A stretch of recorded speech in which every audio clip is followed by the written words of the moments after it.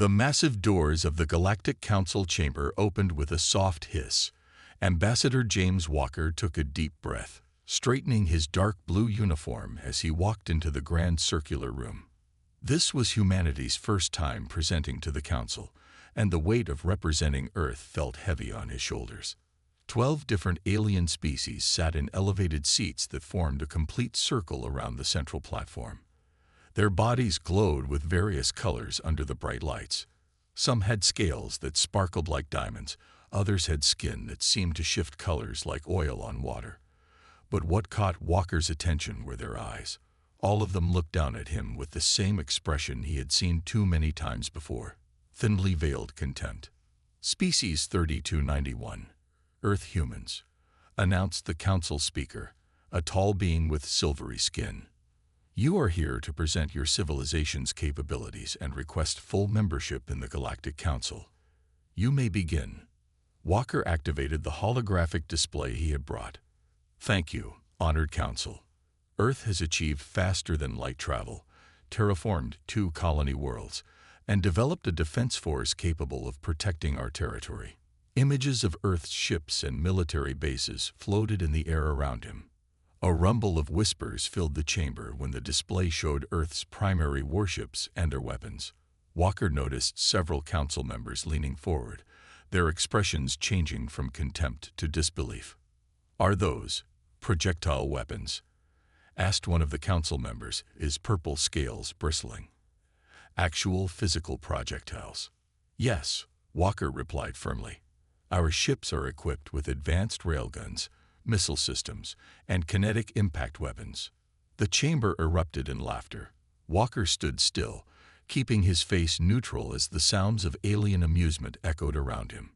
Some Council members were actually shaking with mirth, their bodies changing colors with their emotions.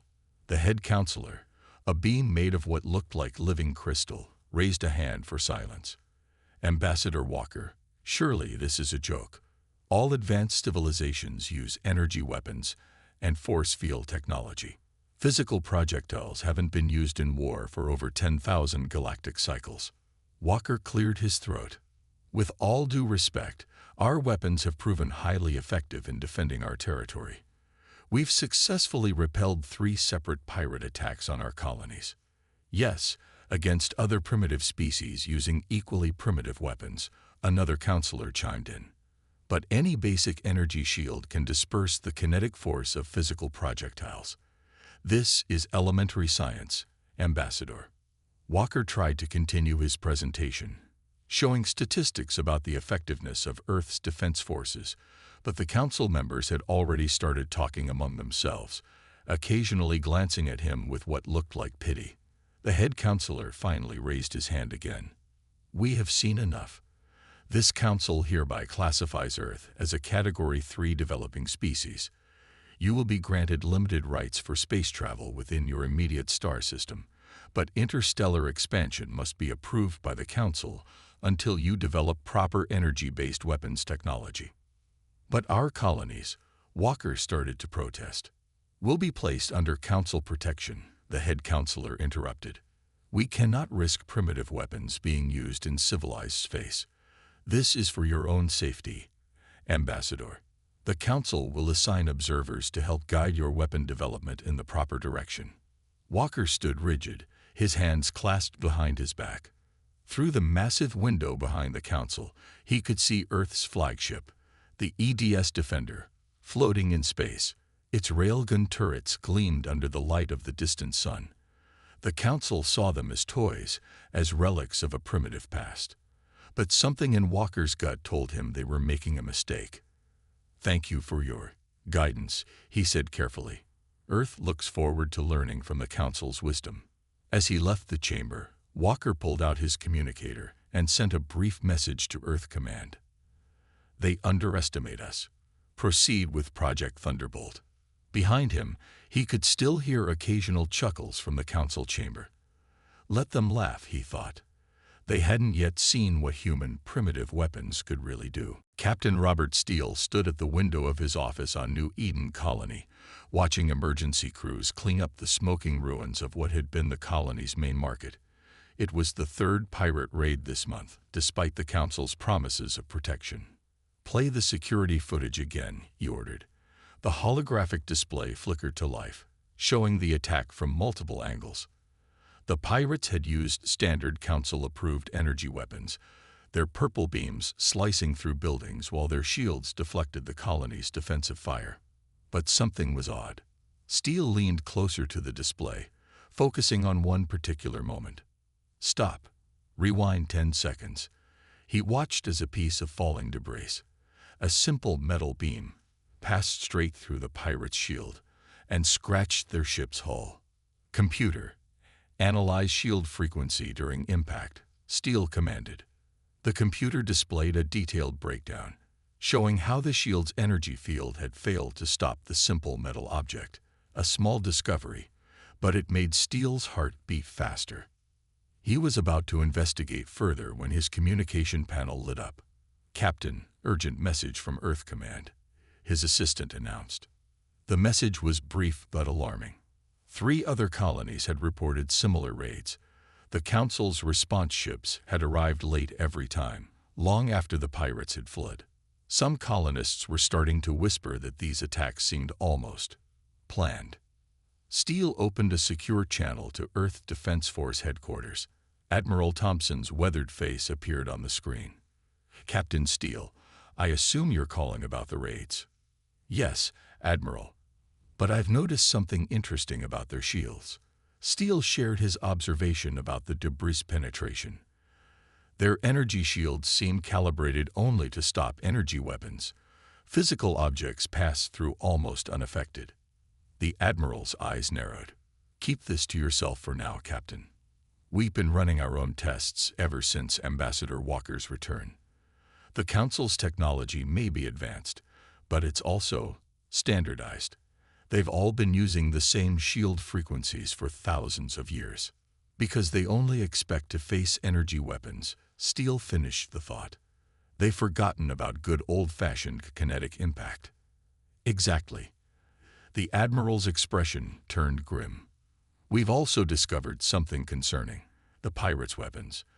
They're not just similar to Council technology. They're identical. Someone's supplying them." Steele felt a chill run down his spine. "The Council. Some of them, we think. They want to keep us dependent, primitive.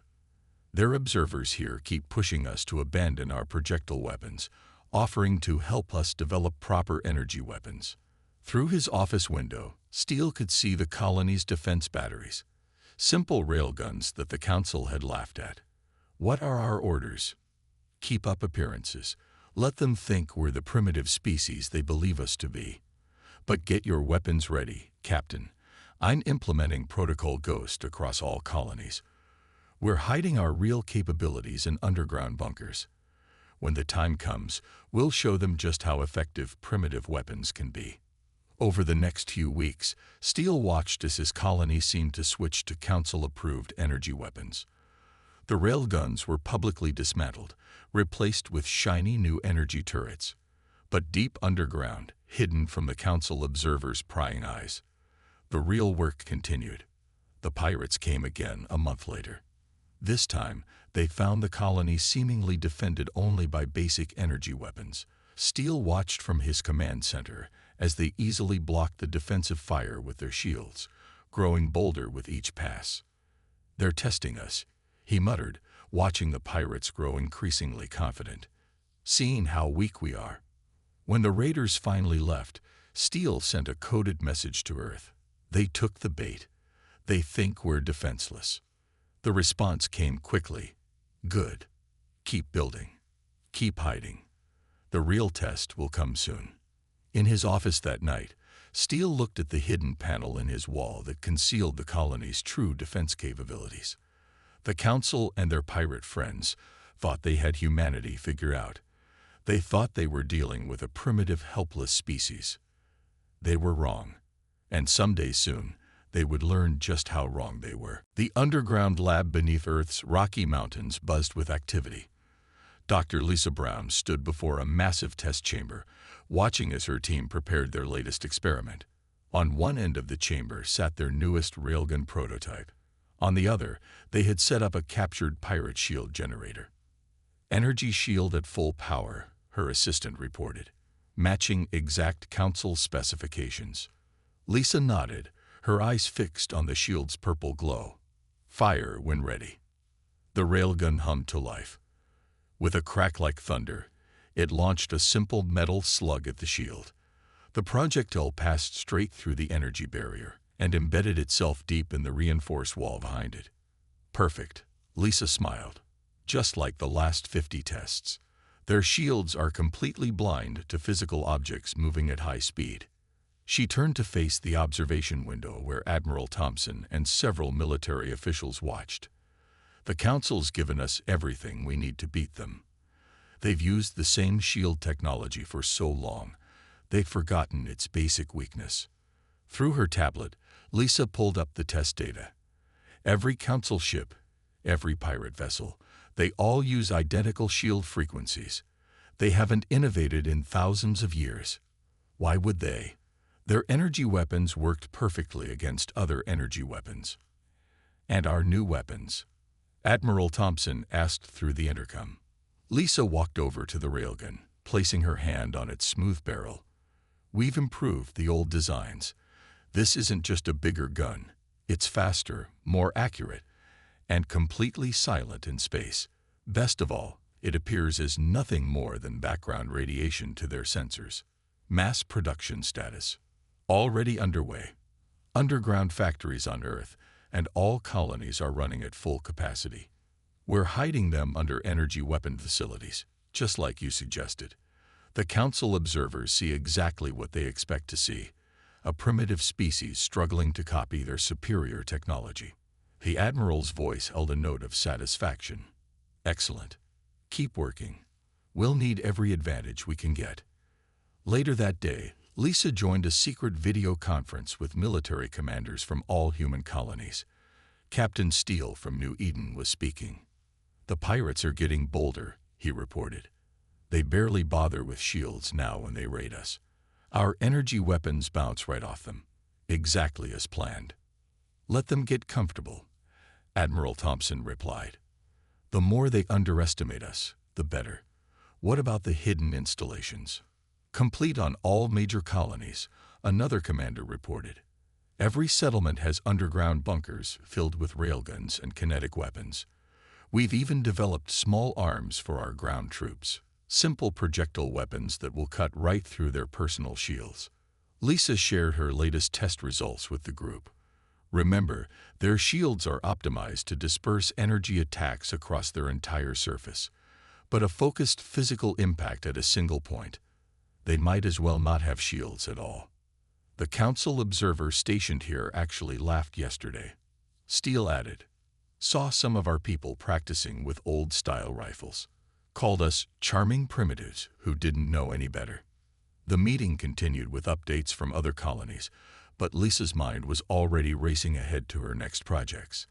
In another lab, her team was developing new missiles that could split into hundreds of tiny projectiles, each one capable of penetrating Council shields. Simple, primitive technology that would change the balance of power in the galaxy. That evening, as Lisa prepared to leave the lab, she checked on one final experiment. In a sealed chamber, a small railgun fired microscopic particles at near-light speed through a Council shield. Each tiny impact left a mark on the target behind it. Sometimes the old ways are the best ways, she murmured, recording the results. The Council had mastered the energy of stars, but they'd forgotten about the simple physics that had taken humanity to space in the first place. Soon, very soon, they would remember. And by then, it would be too late. Red warning lights flashed across every screen in New Eden's command center. Captain Steele rushed to his station, his face grim as he watched the sensor displays. More than 50 pirate ships had just jumped into the system, the largest raid fleet ever seen. Send the distress signal to the Council protection fleet, he ordered, knowing it would make no difference. The Council ships would arrive too late, just like always. But this time was different. This time, they were ready. Sir, his sensor officer called out. The pirates. They're not even bothering with evasive maneuvers. They're coming straight in. Steele nodded. Of course they were. Why should they worry? Their shields had protected them from the colony's weak energy weapons every other time. The pirates had grown confident, lazy. Incoming transmission from the pirate fleet, the communications officer announced. A harsh voice filled the command center. Colony of New Eden. Your pathetic defenses cannot stop us. Surrender now, and we might let some of you live. Steele pressed a button on his chair, broadcasting to the entire colony. All citizens, execute emergency protocol Ghost. This is not a drill. I repeat, this is not a drill. Across New Eden, civilians hurried into underground bunkers. On the surface, the energy weapon turrets tracked the incoming pirates, firing their harmless beams. But deep underground, hidden gun crews powered up their railguns and loaded their missile tubes. Sir, Council Response Fleet reports they are delayed. Estimate arrival in 6 hours. Steele allowed himself a small smile. Of course they are. He opened a secure channel to Admiral Thompson on Earth. They took the bait, Admiral. Biggest fleet we've ever seen. Confirmed. The Admiral's voice was steady. We're tracking similar attacks on 3 other colonies. They're trying to hit us everywhere at once. They think we're helpless. Permission to show them how wrong they are. There was a pause. Granted, Captain. Give them hell. Earth fleet is on the way. But this time, we won't be too late. Steele turned to his crew. Send the signal. Bring up our real weapons. Across the colony, the ground began to rumble. Hidden doors in the earth slid open. Massive railgun batteries rose from their underground bunkers, their barrels gleaming in the colony's sunlight. Missile silos emerged from what had looked like ordinary buildings. The pirate fleet drew closer, their ships spreading out for the attack. Their shields glowed faintly, easily deflecting the weak energy weapon fire from the colony's surface defenses. They're in range, the weapons officer reported. Steele took a deep breath. This was the moment they had been waiting for. This was humanity's chance to show the galaxy what primitive weapons could do. Target their lead ships, he ordered. Fire when ready. The first railgun salvo launched in perfect silence. There was no sound in space to mark humanity's moment of revenge. But everyone in the command center could see the results on their screens. The metal slugs, accelerated to incredible speeds, passed straight through the pirates' shields like they weren't even there. The first 3 ships erupted in explosions as the projectiles tore through their hulls. What? What was that? The pirate commander's shocked voice came through the comm system. How did you? Steele cut off the transmission. Launch missile swarms. Show them everything we've got. Hundreds of missiles burst from hidden silos, each one splitting into dozens of smaller projectiles. The pirates' shields, designed to stop energy weapons, did nothing to prevent the physical impacts. Ship after ship began to break apart. Sir, his sensor officer called out, we're picking up Council transmissions. They're watching this. Steele smiled. Some of those delayed Council ships must be close enough to observe. Good. Let them see what humanity could really do. Send word to all colonies, he commanded. The time for hiding is over. Bring up every weapon we have. Today, we show the galaxy that humanity will not be pushed around. As his crew relayed the orders, Steele watched the pirate fleet beginning to panic. Their neat formation broke apart as ships tried to flee in all directions. But it was too late. Humanity's moment had finally arrived. The space around New Eden had turned into a graveyard of pirate ships. Captain Steele watched from his command center as another vessel broke apart under the relentless barrage of human weapons. The pirates' once mighty fleet was now scattered, their perfect shields useless against simple metal and explosive. Sir, intercepted communication from a Council observation ship, his communications officer reported. They're calling it impossible. Steele switched his main screen to show the battle data. Out of the original 53 pirate ships, 32 were now destroyed. The others were trying desperately to escape, but the colony's railguns had too much range. Their shots crossed the vast distance of space in seconds, punching clean through shields that had never been designed to stop physical objects. "Message from the pirate commander," the comm officer announced. "Put him through," Steele ordered. The pirate's voice shook with fear. How? How are you doing this? Those are just primitive weapons." Steele leaned forward in his chair. "Primitive? Maybe. But tell me, what good is an energy shield against a piece of metal moving at near light speed? Your shields might stop plasma and lasers, but they can't do anything about good old-fashioned physics." More explosions lit up the darkness of space. Dr. Lisa Brown's special missiles were working perfectly, each one splitting into hundreds of tiny projectiles. The pirates' ships, their shields glowing uselessly, were being torn apart by storms of simple metal. "Sir, incoming transmission from the Council observation ship." The face that appeared on Steele's screen belonged to the same crystalline being who had laughed at Earth's weapons during their first presentation. But he wasn't laughing now. "What kind of weapons are these?" the council member demanded. "This technology wasn't in your submission." Steele smiled. "The same primitive weapons you dismissed. The same guns you laughed at.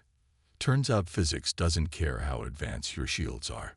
A bullet is still a bullet. But this is against council regulations. All species must use approved energy-based weapons." "Funny thing about those regulations," Steele replied. "They don't actually ban projectile weapons. You all just assumed nobody would be primitive enough to use them." Another explosion lit up the screen.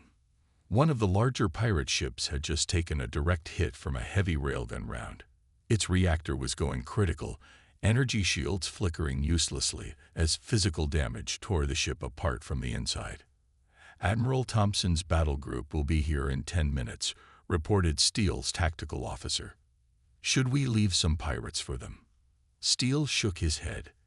"The Admiral will have plenty of chances to test our new weapons. I'm sure there are more pirates out there, and more council members who need to learn about humanity's primitive technology." The council observer was still watching, his crystalline face showing colors that Steele assumed meant distress. "Your weapons, they change everything. The balance of power is exactly what you feared," Steele finished for him. "You thought keeping us down would keep you safe. Instead, it just made us more creative." The last few pirate ships were making desperate jumps to escape. Steele let them go. Their stories would spread across the galaxy, tales of the primitive humans whose simple guns could tear through any shield. "Sir," his sensor officer called out. Similar reports coming in from other colonies. The pirates hit them all at once. But our hidden weapons were waiting at every colony." Steele nodded. "Send word to Earth. Operation Ghost is a complete success. The Council can no longer pretend we're helpless." As the battle died down, Steele looked at the debris field that had once been a pirate fleet. Humanity's enemies had thought them primitive, had tried to keep them weak and dependent. Instead, they had forced humans to think differently, to find new solutions to old problems. The Council had forgotten about simple kinetic weapons. Now, they would never forget again. The Galactic Council chamber was no longer filled with laughter. Ambassador Walker stood at the center platform once again, but this time all 12 council members sat in tense silence. The images floating around him showed the aftermath of the pirate attacks, or rather, the aftermath of humanity's response. "As you can see," Walker said calmly, "Earth's colonies defended themselves quite effectively. Using, as you called them, primitive weapons." The head counselor's crystalline form flickered with dark colors. "You concealed your true military capabilities from the Council. This is a serious violation." "No," Walker interrupted, his voice firm. "We presented our weapons honestly. You chose to laugh at them. We merely chose not to correct your mistake." He pressed a button, and new images appeared. They showed detailed scans of the destroyed pirate ships. "Interesting, isn't it? Every single pirate vessel was using standard Council-approved weapons and shields, the same exact technology used by Council military ships. Murmurs spread through the chamber. Some Council members shifted uncomfortably in their seats. "We have proof," Walker continued, "that certain Council members supplied these pirates with military-grade equipment. The same Council members who insisted on protecting our colonies. The same ones who always arrived too late to help."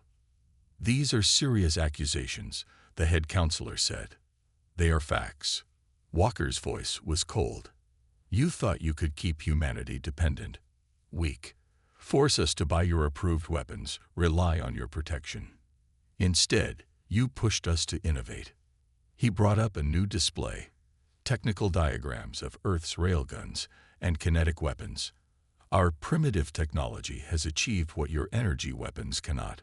Simple physics, ladies and gentlemen. No shield can stop a physical object moving at near light speed without massive energy expenditure. You all forgot that basic fact thousands of years ago." A council member with iridescent scales leaned forward. "The human weapons. Could we perhaps discuss sharing this technology?" "Absolutely not," another council member shouted. "These primitives can't be trusted with." The chamber doors slid open, interrupting the argument. Captain Steele walked in, his uniform crisp and official. Behind him came Dr. Lisa Brown, carrying a small metal case. "Captain Steele of New Eden Colony," Walker announced. "The officer who proved how effective our weapons are. And Dr. Brown, Chief Weapons Scientist of Earth Defense Force." Dr. Brown placed her case on a small table and opened it. Inside was a single rifle bullet, nothing more than a shaped piece of metal. "This," she said, "is what got through your best shields. Not antimatter, not plasma, not exotic particles. Just a piece of metal, moving very fast. Simple, primitive, effective." "The galaxy is changing," Walker addressed the council. "Humanity will no longer accept second-class status. We demand full membership in the council, with all rights and privileges. And we demand an investigation into those council members who supported the pirates." "And if we refuse?" one council member asked. Walker smiled. "Then we'll demonstrate our primitive weapons on larger targets. I don't think any of your worlds want to test their shields against our fleet." The head counselor raised his hands for silence as arguments broke out. "The council will discuss these demands in private. Ambassador Walker, please wait outside." As Walker turned to leave, several council members were already approaching Dr. Brown, asking quietly about Earth's weapon technology. Others huddled in small groups, whispering urgently. In the waiting room, Steele turned to Walker. "Think they'll agree?" Walker nodded. "They have no choice. Their entire defense strategy is based on energy weapons and shields. We've just proved it's fatally flawed. Half of them are terrified we'll attack them, and the other half want to buy our weapons. And the ones who help the pirates, they'll be found and punished. The council can't ignore this now. The balance of power has shifted." Inside the chamber, they could hear the council members arguing. The galaxy was about to change, and humanity, the primitive, underestimated species, would help shape its new future. 1 year after the pirate attacks, the Great Hall of Earth's new Galactic Embassy buzzed with activity. Ambassador Walker watched as representatives from 15 different alien species examined the weapons display. Behind protective glass sat a simple railgun, surrounded by diagrams showing its inner workings. "Remarkable simplicity," said a blue-skinned diplomat, his translator converting his clicks into English. "We've become so focused on energy manipulation that we forgot about basic physical forces." Dr. Lisa Brown stood nearby, answering questions. Earth had agreed to share some of its primitive technology, for a price. The waiting list for human weapons training grew longer every day. "Ambassador," Captain Steele called from the doorway.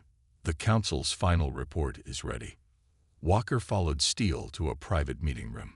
Admiral Thompson was already there, reviewing the data on a large screen. The investigation into the pirate attacks had revealed exactly what they'd suspected. 3 council members had been secretly supporting the raiders, hoping to keep humanity dependent on council protection. They've been removed from the council, Thompson reported. Their worlds are paying heavy fines to our colonies as compensation. And our new status? Walker asked. Steele smiled.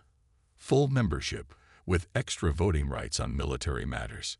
Turns out proving you can shoot through anyone's shields earns you a lot of respect. The screen showed updates from across human space. Every colony was growing, protected by a mix of traditional energy weapons and humanity's primitive guns. No pirates had dared attack them since the Great Battle. The Council's military committee wants to schedule more joint exercises, Thompson added. Half their fleet is being refitted with kinetic weapons. The other half wants our help designing new types of shields that can actually stop physical objects. Walker walked to the window. Below, in the embassy's courtyard, a group of alien military officers watched as human instructors demonstrated simple firearms. The aliens flinched at every shot, still not used to the loud noise. Hard to believe it was just 2 years ago that they laughed at our guns, Walker mused. Now they're lining up to learn how to use them. Dr. Brown joined them, carrying new reports. We're seeing interesting developments. Some species are combining our kinetic weapons with their energy technology. The results are impressive. And the Council? Walker asked. Changed forever, Thompson replied. They're finally innovating again, after thousands of years of using the same technology. Some members are even studying other primitive human ideas to see what else they've missed. Steele's communicator beeped. Update from New Eden Colony. The new Joint Defense Fleet is operational. Council ships and human ships training together. Their shields are already being modified to handle physical impacts. Walker smiled, remembering how the Council had once called humanity primitive. Now, human innovation was pushing the entire galaxy forward. Species that had been stuck in their ways for thousands of years were learning to think differently. The pirates who escaped that day, Brown said, they spread stories across the galaxy about the humans who could shoot through any shield, who turned simple metal into weapons that changed everything. Some of those stories have become quite dramatic. Good, Walker replied. Let them tell their stories. Let everyone remember what happened when they underestimated humanity. The meeting continued as they discussed new developments. 3 more species had applied to join the Council. Trade was flowing freely through human space. The galaxy was changing, growing, innovating again.